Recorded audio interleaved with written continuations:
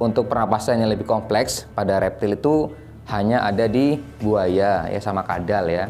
Dia lebih kompleks karena dia sudah tertutup dengan rapi di tubuhnya, dengan tubuhnya sudah sempurna ya, ada tangan dan juga kaki. Beda sama ular. Oke nak?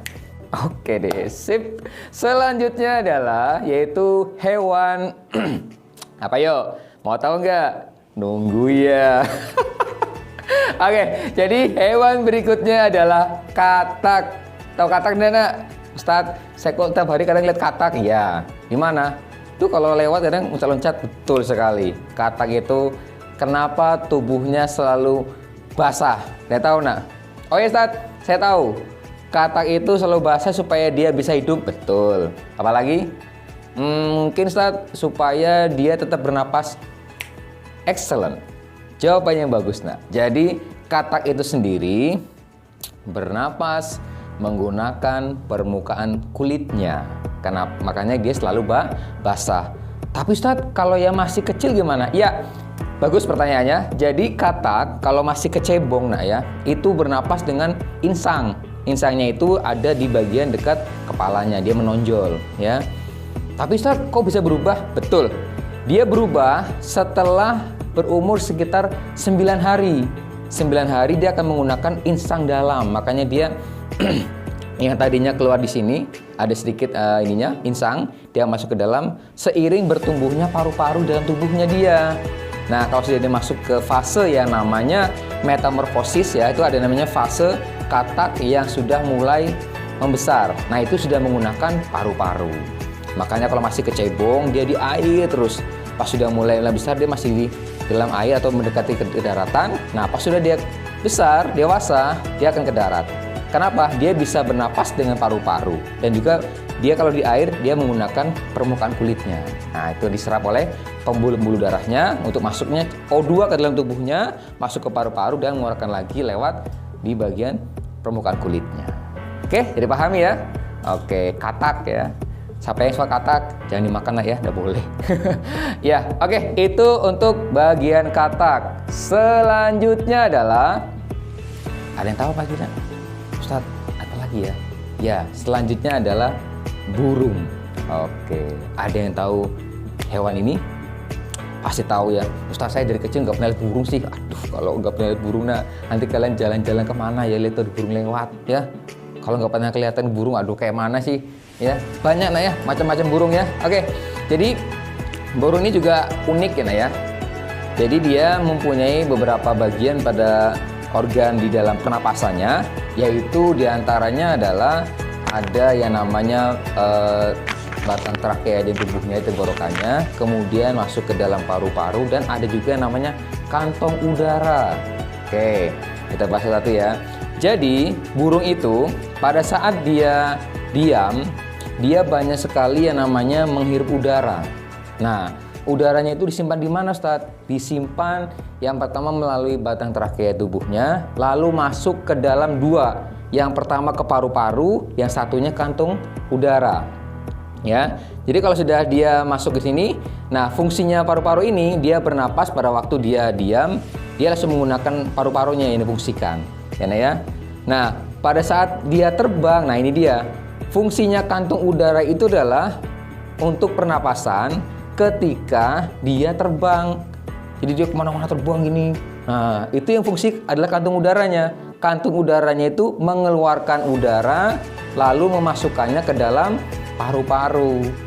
Jadi dia terbang nggak menghirup udara. Nah, jadi dia bekerja dalam tubuhnya.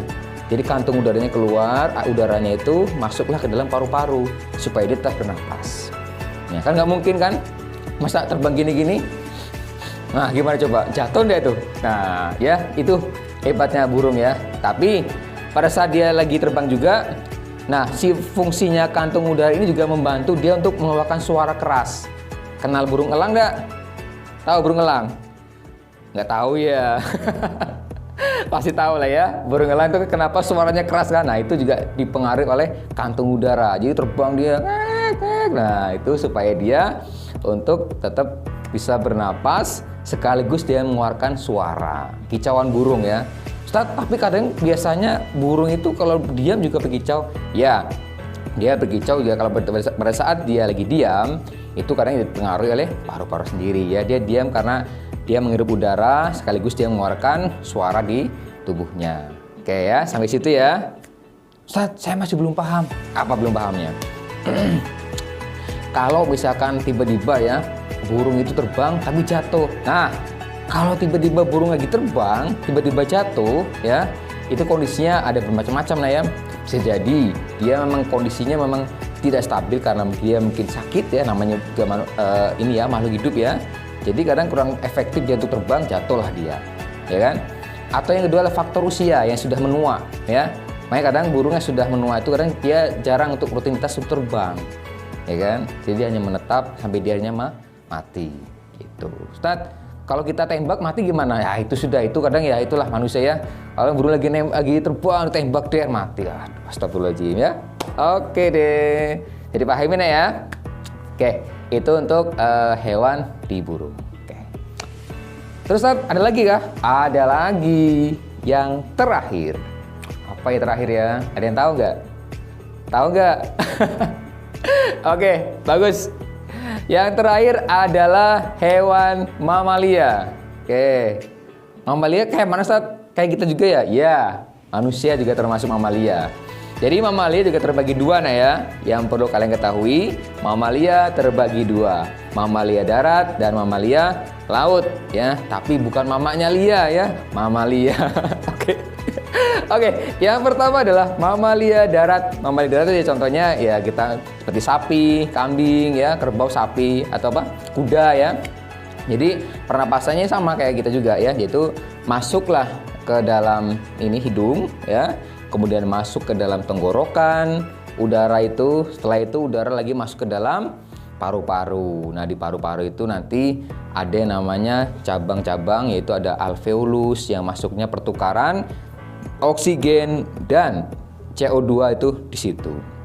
Jadi masuk oksigen dan mengeluarkan CO2 ya. Itu untuk mamalia darat ya. Karena sudah lengkap seperti manusia juga pernapasannya.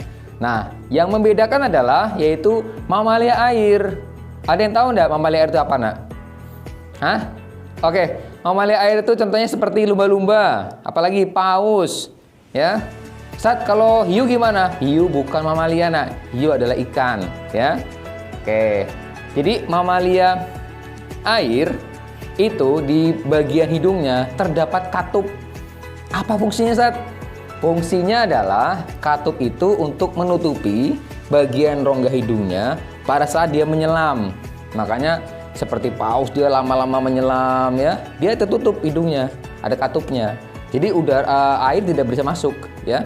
Nah, pas dia keluar ke permukaan, nah dia disitulah dia berfungsi untuk menghirup udara, kemudian juga menghembuskan karbon dioksida di situ. Ini kan tahu kan, pada saat dia keluar paus kan, ya, itu mengeluarkan karbon dioksida dan juga menghirup oksigen.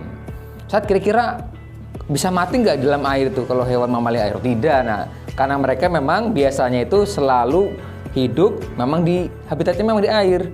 Maka dari itulah kalian pasti akan mengira, Ustaz, mamalia ini pasti kalau lama-lama mati. Tidak ya. Oke, bisa dipahami ya. Nah, jadi penampakannya sama ya. Jadi masuk udara, kemudian masuk ke dalam tenggorokan, lalu terakhir adalah masuk ke dalam paru-paru. Jadi pahami kan? Oke. Pernah lihat nggak mamalia air? Gak pernah lihat ya. Kalau nggak pernah lihat, nanti kalian bisa cek di internet ya, apa itu mamalia air, oke? Ya. Kalau nggak tahu ya style di mana-mana ya. Ustaz doakan mudah-mudahan hari ini dalam keadaan sehat pokoknya ya. Ustaz saya sakit ya, kemudian yang sakit cepat sembuh ya. Jangan lupa makan. Jangan lupa juga sholat sama tilawah, jangan terlewat. Oke? Jadi pahami? Oke deh, sampai ketemu lagi dengan Ustadz Gofur ya. Tadi kangen betul sama kalian ini. Lama nggak ketemu sama kalian ya. Sampai ketemu lagi. See you tomorrow. Oke?